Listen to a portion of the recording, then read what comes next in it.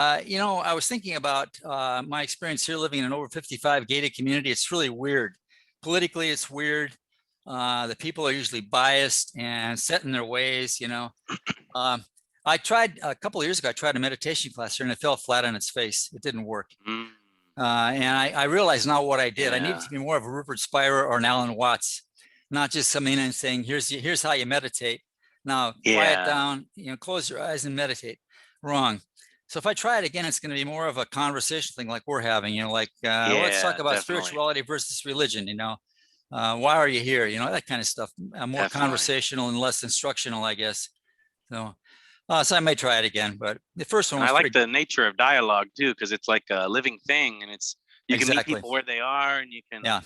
Yeah, yeah, I don't want to be somebody lecturing to them, giving them my opinions and my yeah, take on things. And I'd yeah. I rather love have the some feed. dialogue. Yeah, I'd Yeah, like to have exactly, have some feedback and have some dialogue. It's important, like we're doing right now. yeah, You can talk till you're blue in the face. If somebody isn't willing to respond in some way other than just listening right. mutely, it's not going to go anywhere. So It's something you have to yeah, engage with. It's not something ex- that you can just read in a book and go, "Oh, I got exactly, it now."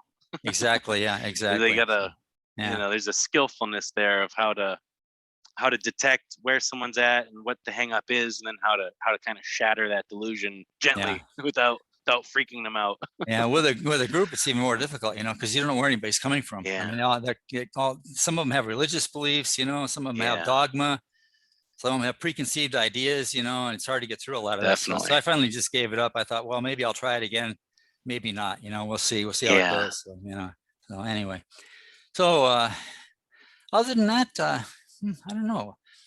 Things have been pretty good. I still feel Good. that abiding peace, that I mentioned the first time. So, what day was it? I'm trying to remember. Do you remember what day it was when the shift happened for you? A couple of weeks ago, I think. I don't remember So we exactly. had. I remember I had. It was our, it You and was I our had a first talk in March, was our and then first I Zoom like meeting. 3 months later.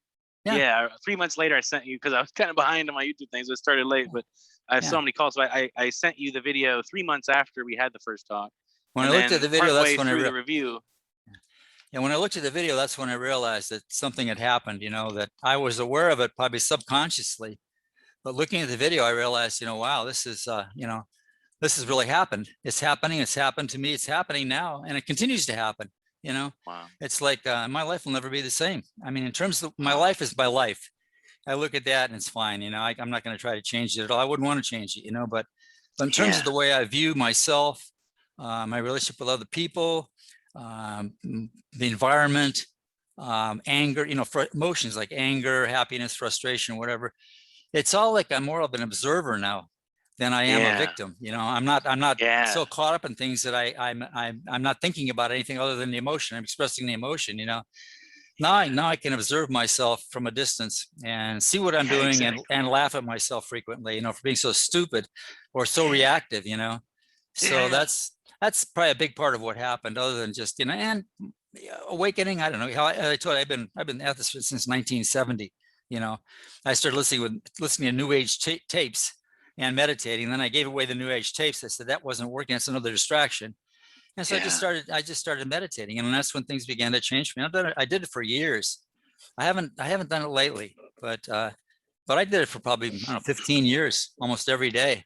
And after awakening, seems to be that the most appropriate meditation would be something like Dzogchen. It's like now that you have access to that state at will, seemingly, Yeah, you can just enter the non-dual state whenever you want. You can drop into emptiness whenever you want. yeah, Dzogchen is this effortless non-meditation. So if you are going to practice, which you don't have to, but if you yeah, do feel like doing it, that's probably what I would recommend after awakening is Dzogchen. yeah. Yeah, I'll keep that in mind. That's yeah, DZOGCHEN. DZO. Yeah, Yeah, yeah, I've got it. Dzogchen. Yeah, I remember that. Yeah. So okay. So what has changed since the weeks before it and the weeks after it? Like, what's the stark contrast for you? Well, I think it's that I've divorced myself from my emotions, from my reactive emotions. I catch myself. There's a split second before you react, when you can choose to react or not. That Yeah. that split second is kind of expanded a bit, so I can actually see what Mm, I'm doing, and without acting, without talking, without yelling or screaming or getting emotional, I can shut it off. Just like turning a spigot off, I can shut it off, yeah. and react differently. That's really important to me. Sages can still flip out. It's just more of a choice at this point. It seems like it's like Yeah, exactly. It's a it's kind of more a of like a conscious. demonstration. It's kind of like an angry Zen master. It's like it's more for the other person. It's not that they have to be angry. It's that they're trying to demonstrate something about what just happened for the other person, if you will. Exactly. Yeah, I know what you mean. Yeah. Or you can choose to utterly not react, to be utterly unfazed if you want. Yeah, I react, but I react differently and more slowly. I think more thoughtfully. That's the big thing. More skillfully, more masterfully, and it's not even something that requires discipline or willpower. It's just something that, because there's this new layer or level or magnitude of clarity, there's this already some other element of skillfulness just inherently present because of this clarity. Exactly, it's already there. Yeah, it's always there. It's always there. Yeah, always has been. And I can call on it anytime I need to call on it. And say, okay, and it's like I'm being an observer rather than a victim. Right. Observing myself. So you tried a lot of things, right? You tried New Age stuff. You tried Zen. You were traveling around with Adyashanti for a while. Yeah. And the then best experience I had was and, the best experience I ever had was at a monastery here within driving. It's called Buddha Gate Monastery. My first experience with Tom Marshall was the Jesuit priest. He was brilliant. Oh. He was a Buddhist scholar and an amazing guy. And he let me understand that he can be a Buddhist and be a Christian at the same time. Yeah, like Thomas Merton, or there's a few of them like that where you can, exactly. Yeah, exactly. Because Jesus was a sage, so was Buddha, so was Socrates. Exactly. So you can access the, sometimes I'll quote Jesus and I'll quote Buddha. Yeah, it's the same state. Yeah, exactly. So I got that realization, and also I began to, I think I have more of a tolerance now for people who don't see eye to eye with me. My wife, for instance, is a devout Christian. She had a meeting this morning with all of her Christian friends, like a Zoom meeting like we're having, and I respect that. For a while I was going, oh, you don't want to do that, and I just gave that all up. I said, if this is your belief, hey, go with it. I'm not gonna get in the way. I'm not gonna comment about it. I'm not gonna be negative. I'll be more encouraging than anything else. And whatever happens, it's gonna happen. It's out of my hands, basically. So I become a lot more accepting. I think to other people's beliefs and ideas. I think I might have a secret opinion about them, but I'm not going to express it. Let's put it that way. I mean, why get into kind of a conflict about I believe this or if you do that? Express it kind of more tactfully or gently. Yeah, exactly. I'm more abrasive than that.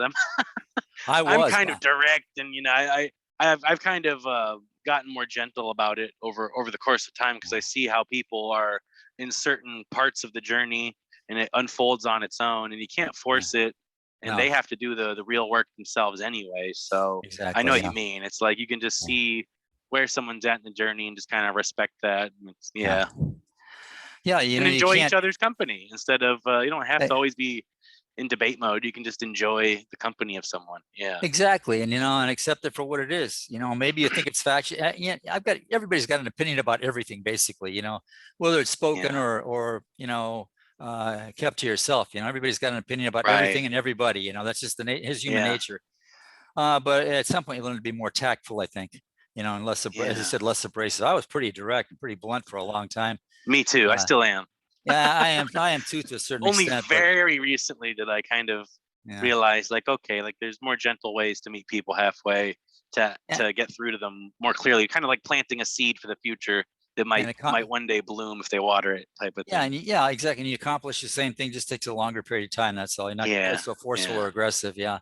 Right. You can't force your opinions or your understandings on anybody. They have to kind of come along with it. So you have a meeting of the minds, and then you can go on from there. I guess that's the best way I would put it. Yeah. So what else has happened? Oh gosh. But I like how your awakening happened to be like right near your birthday. It's kind of like a nice birthday present from the cosmos. It was like having an eternal candle on my birthday cake, Yeah. The way I always put it was, upon awakening, it felt like I was attending Andrew's funeral. Yeah. It's like I was attending my own funeral, but it's kind of like attending your twin brother's funeral, but far closer. Yeah. It's the closest family member you ever had. Okay. And you know everything about them, and they're dead now. And then on the other hand, it also felt like the best birthday party I never had. So like the ultimate birthday party that you always wished for So it's both of those bittersweet, because it's like your own funeral, but it's the ultimate birthday party celebration at the same time. I had the same thought. It's like dying into a new reality, Yeah, it's like rebirth. Yeah, exactly. It's a rebirth. Exactly. Yeah. It's like being born again. Yeah, exactly. So that happened, and it continues on. I mean, and it's I saw a thing on I'm a Facebook addict. I don't know how the hell it happened when the pandemic came along. I started using Facebook, and of course I've been on it ever since. Like, putting music on, listening to people talk. And I saw a thing on there recently. I think it was a day or two ago about what your awakening was like, and they had like 50 different responses, and they were all over the map, Oh yeah, I saw that one. I think I responded to that one. It might have been a different one, but I think I remember that one. Yeah, I paid attention to it. I looked at some of it. I said, yeah, some of it's valid and some of it's just like they're kidding themselves, Yeah, exactly. So it didn't really happen, and not the way they thought it did anyway. So right. But they'll find that out eventually, I think, yeah. But I think kind of, I didn't list my credentials, so to speak, to impress anyone. It's just like I had to go through that kind of stuff to get where I am right now, exactly. To gain a new understanding, and I got a lot out of Tom Marshall, the Jesuit. That was the beginning of it, that was a long time ago. Yeah. And Adyashanti, to a certain extent, I think he's a bit of a showman. I think he's got some stuff that's right on, but he talks in these enigmatic circles sometimes, It's like, okay, what did he say? I'm not really sure. He's I like Adya though. He's good. He's like a bit of he's good, but he's like a bit of an entertainer too. And he's got a good sense. I feel like I'm the same way. I'm kind of a showman since Adya and I have like a twinship of some kind. Like, I don't know why, but of all the speakers I've ever heard, there's something about Adyashanti's awakening and mine that just seems so similar that I don't know why. It's just there's something about it. Yeah. So it's interesting that you were with Adya and then somehow we had a talk and it catalyzed you into that awakening. So that's really cool. I went into makes sense. I went on a couple of silent retreats with him. He's a really neat guy. I love him. He's smart as hell. His wife, I think she's called Mukti now, is an amazing woman as well. They're a great couple and nice people to hang out with. But I think when I went to, I think it's like a lot of stuff put into the pot and mixed up, to get me where I'm at right now. Definitely. And that's how I was too. That's why I think we resonated so much, because I'm coming from, 40 different traditions. It's like people criticize me sometimes like, dude, pick one. Like, it's like, no, like this is the more effective. If there's a method, it's hopping around to whatever resonates as it resonates for the time that it resonates, and then moving on to whatever resonates after that. Exactly. You kind of have to amalgamate everything together and just take the best of each one, depending on the circumstances and what you're confronted with, Because you see more angles and facets of it. And then when you do have the awakening, you have a more complete, well-polished understanding without having to go search for it afterwards. It's already there. You're like, oh, now I see all this data that's floating through my system. Now I can process it on a different light, but it's already here. Yeah. Well, I know the first time we talked, I was impressed with the breadth of your knowledge and the different facets that you happen to mention, the different traditions you've looked at, studied, we're familiar with. That's pretty impressive. I've searched around a bit, but I ended up with like maybe Alan Watts. I like Rupert Spira a lot.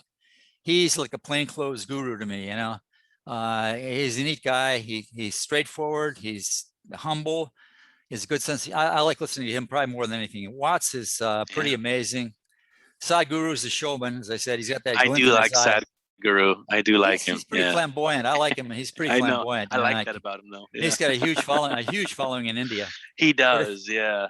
But if you go on an Indian website and look for a guru, and there's like hundreds of gurus. That's like 500 or 600 of them. They're all over the place. Thousands. Thousands of them. Yeah. I just said, what the heck? There's probably for every real one.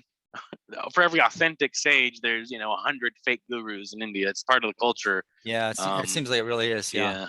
And that's part of it too. Being tricked is part of this entire dream, because this entire dream, in a way, is a trick.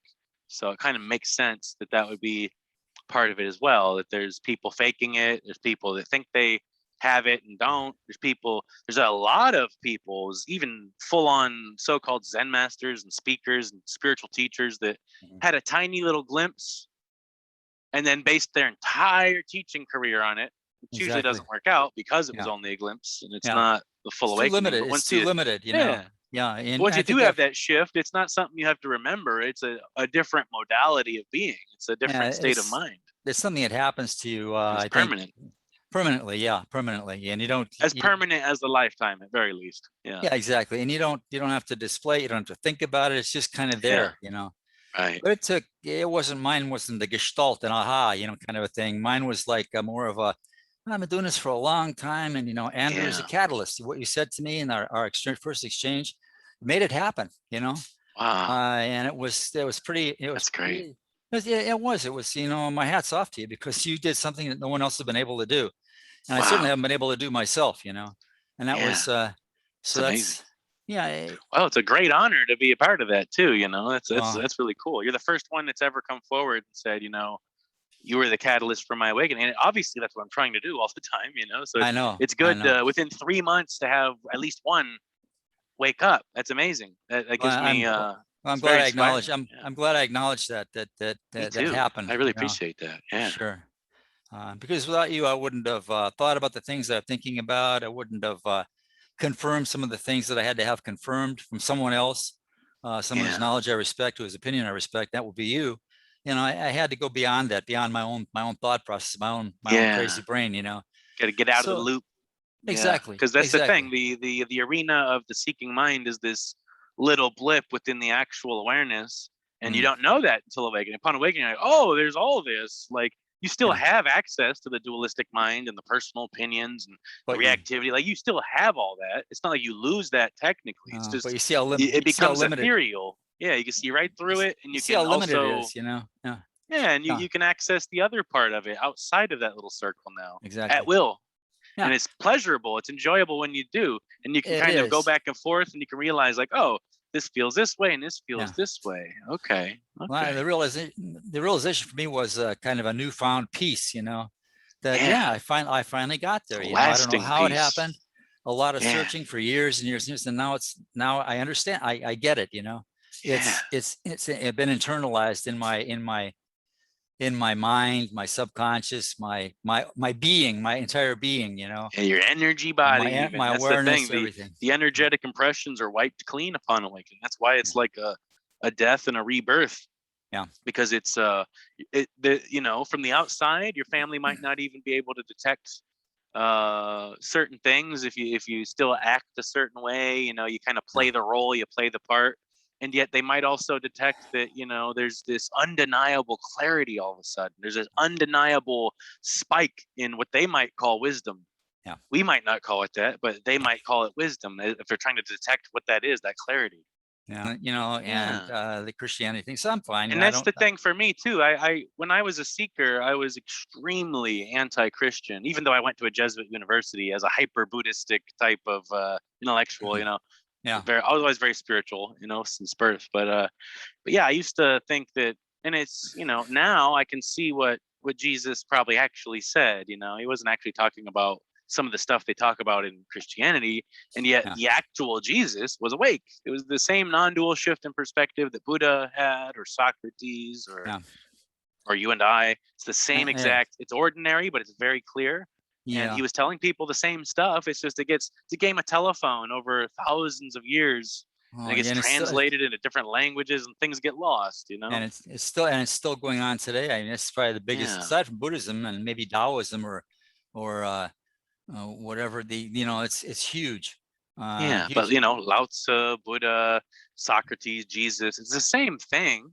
Just a slightly different repackaging of expressing that non-dual state. So exactly, the heart of these religions are all non-dualism. Yeah, that's true. Yeah, that's what Jesus was talking about. He's talking about oneness. Even as a seeker, I saw that. You know, judge not lest you be judged. Yeah, because it's you. It's not because of karma. It's because it's you. Yeah. The moment you judge somebody, you're projecting out of the self, and it's what you're judging is you, and you're confused in that moment because you don't realize you think there's two, and there's not. There's not two. Yeah, it could be kind of a psychological projection too. Yeah. You know, seeing or when he said, yeah, exactly. And then when he said, you know, the Father and I am one.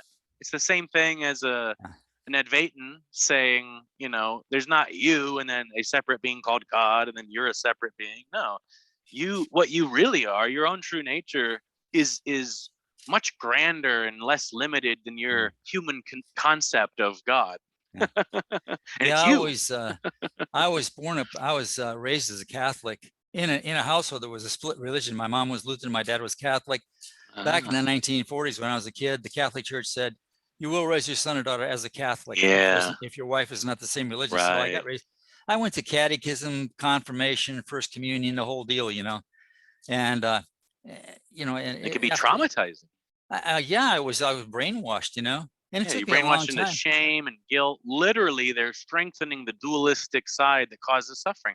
Look at that suffering Jesus. Look what you did to him. It's like blame, guilt, shame. Yeah, the guilt. The whole guilt thing was like, I didn't do that to him, Why, not me, And I wasn't born with original sin, not me. Exactly. I was born with a clean slate, tabula rasa. Exactly. What I did after that was, it's it was my own. That's the thing. Doing, small children are in the awakened state. All the animals are in the awakened state. Yeah. All the sages are in the awakened state, but 99.9% of adult humans aren't. No, they lose it as they get older, and they get more opinionated, more indoctrinated into the society and belief systems, whatever they might be. Yeah, I certainly agree with that. Yeah. And that when they do, it's like falling out of the Garden of Eden. It's like taking the bite of the apple of knowledge of good and evil. There's no good and evil in the awakened state, but for the seeker, there's good and evil, and I got to be pious, and I have karma, and there's a wrathful scorekeeper hiding behind the clouds that's gonna smite me if I. Yeah, it's all about wild animal. It's all about guilt, Yeah, exactly. They lay this guilt trip on you, control, guilt, shame.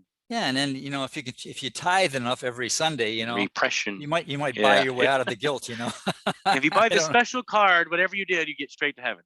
So the Express to Heaven card. Yeah, if you give me 10%, of everything you own, everything you make, you're guaranteed. Yeah, that's why I always used to joke around, because Hitler was raised Catholic, and what if he just went and confessed? He gets straight to heaven. It's like what a weird belief system. And it's like, obviously, on the other hand, though, like everybody's innocent. There's no such thing as guilt.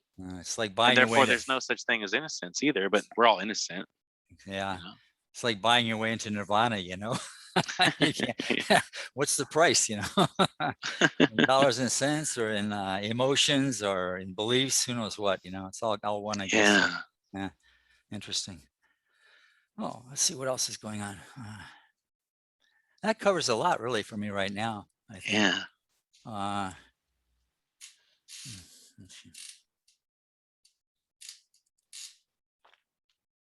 At the moment, I can't think of anything else. Maybe that's a good thing. Maybe you don't need to. The mind is clear now. Yeah, it's peaceful without thinking. You don't need to do anything now. Yeah, I think it is. Yeah, there's, I don't have many more. You don't need to turn your collar around for me as a priest, or my psychologist put me on a couch, and it's like in a psychological car wash, And I've been through all that stuff, and so I'm pretty much okay. There's just pristine awareness now. I call it Rigpa, but just pure, free awareness. Yeah, non-dual awareness. No, and it's kind of. I'm not. It's unquestioning, I guess, is what I'm trying to say. It's unquestioning. It's there. I don't have to question it anymore. Yeah, you don't need validation. You don't have to go ask a Zen master. Oh, is this it? You know when you know. When it happens, you'll know. If you don't know, it's not it. Yeah. That's the thing. What happened with a lot of people on the that I mentioned at the post on Facebook about all these different people. It was your awakening. Like, well, they were all over the map. Well, I got a great silence. I got this. I got that. And it's like, okay. A few, I think maybe 10% were valid, and the rest were just kind of like kidding themselves to a certain extent. Yeah, exactly. They didn't really have it yet, but they were searching anyway, which is a good thing. That's never take that away from somebody. If they're searching, eventually they might find it. Yeah, they have to. That's the thing they say in Zen too. They say, once you've began this terrible, terrible search, you're fucked. You have to complete it. You have to keep going. It's not going to stop. That's why some of these non-duality speakers are like, "Oh, call off the search. There's nothing to find." That's total horseshit. Yeah, you can't. It is. Yeah, no, you it's like saying surrender. You can't.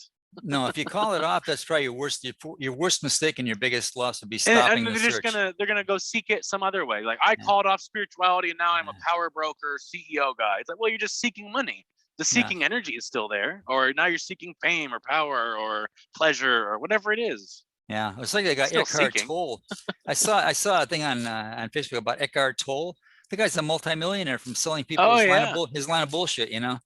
Yeah, because originally he was originally he was selling, you know, about awakening, and now apparently he's selling about like manifesting and you know, kind of pandering to the seeker a little bit more, and asking for and getting a lot of money in return, I think. So I think that denigrates his message a lot, you know. Makes it more popular to the masses, but to those within the know, it starts to dissolve a little bit. Yeah, it's kind of like a musician where their first albums were like really killer, and then like by the 10th one, you're like, oh man, what happened to them? Yeah, they changed. I know. Oh man, what is this? They've got a pattern. I've heard it all before, you know. Yeah, it's like fair enough, you know, they're experimenting, or he's experimenting, he's branching out into something he hasn't done before. He might have got bored with his own message even, and that's fine, you know, that's fine, but it is what it is. It's no longer undiluted. He added some water to it. It's not it loses the genuine quality, I think, that it has originally.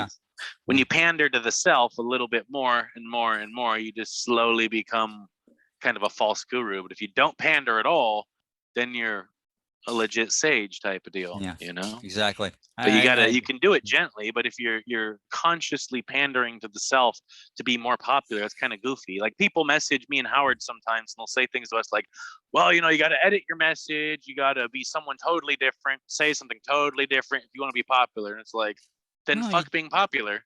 Yeah, no, you know, it's not a popularity contest. It's not why we're doing this. We're not doing this to make money and to get lots of followers. We're doing this to actually wake people up and actually end suffering. you can't be popular and genuine at the same time. The two don't go hand in hand, you know. Exactly. Yeah. No, I understand. As Terence McKenna said, he said, sanity requires a certain level of alienation. And awakening is sanity. It is, yeah. It is. Yeah, I think the insanity is prior to awakening, you know, you're self-deluded, you know, constantly. Yeah. And you buy into your own delusion, and that's the way you live your life. Self-sabotaging, you're generating all your own suffering, and you don't even know it until awakening. And then suddenly everything's very different, and yet it appears the same from the outside. But a lot of stuff falls away. You know, you don't have to deal with a lot of the stuff you're dealing with. Exactly. You're not as much of you're not a victim anymore. Not a victim at all. Yeah, exactly. Not a victim at all. Exactly. Yeah. You think you're trapped in some hellish matrix, and you're like, what did I do, God? Like, fuck you, God. What is going on? Why would, what the hell? This must be hell. I guess the Gnostics are right. There's so much, but it's not that. It's the same world. It's just that the seeker sees the world upside down and on fire when it's actually not on fire, and it's actually not upside down. Just the perspective is. So upon awakening, you see it right side up and as it really is. And it's always been paradise. We've always been in the garden. We've never left. Yeah. It's just a mind that tricks itself into thinking it left the garden of paradise. Yeah. You're looking for something more, something better, and it's not there. Yeah. You know? It's a fruitless search. Yeah, I know. And yet we can't blame the seeker either, because, you know, it's not like they made a choice to go through that necessarily. It's just their own patterns and energies kept them in that loop. And I realized, you know, and this is one of the things I talk about quite a bit now, is I realized the reason why there's so much pain and suffering in the world and why people cling to it is because it makes the world seem real. So what they're clinging to is the idea that the world is real. So the world can seem real. So they're addicted to the realism. And that's why they induce their own suffering to make it seem more and more real. The kind of conflict. Yeah. It's a delusion, basically, you know. Yeah, because deep down they know it's not real. It's not solid. It's not physical. It's not really real. But the more they suffer, the more real it appears, and they get addicted to that. So it's like a trade value. They're like, I'd rather it be real and be in excruciating suffering than to admit that the world doesn't matter and it's not real and it's all a dream. Like they don't want to admit that, so they use suffering as an anchor into the realism of the dream. Yeah. And then upon awakening, you realize you get best of both worlds. It's like all the good parts of life, fuck it, it's real. You know, it's fine. Yeah, it's fine. And the parts that aren't, and the horrible parts, you know what? Fuck it, it's not real. So what's the big deal? You get best of both worlds. Exactly. Yeah, exactly. So it's not real or unreal to the sage. Yeah, that's true. Let's see. I think I'm kind of tapped out at this point. Yeah. I don't know what else to say. The well is see what awakening does. There's nothing left to nothing left to talk about. How was it for you? I don't know. How was it for you?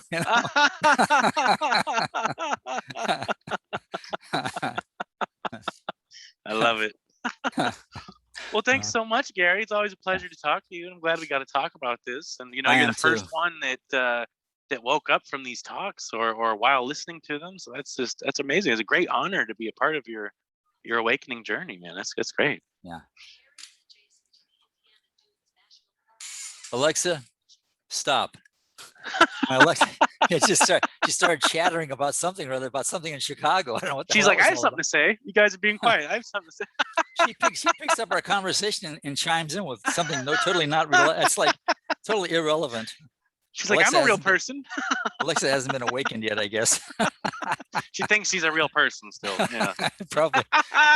Damn close to it, I'll tell you. That's so funny. Anyway. Well, I'll let you go, but yeah, thank you so much. And well, thank you. I really enjoyed talking with you. I hope we can do it again one day. Yeah, definitely.